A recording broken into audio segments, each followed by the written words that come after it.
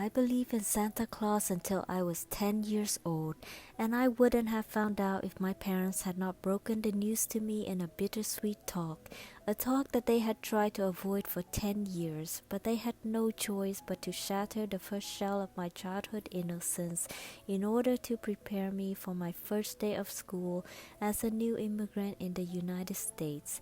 They knew that breaking my heart was cruel, but children are much crueler. But I can remember that every Christmas prior to that 10th year, since I could write my first words, I've written a letter to Santa Claus.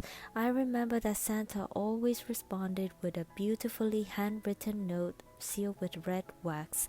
I remember carefully laying my shoes next to my bed while eagerly waiting for Santa to leave presents inside the shoes.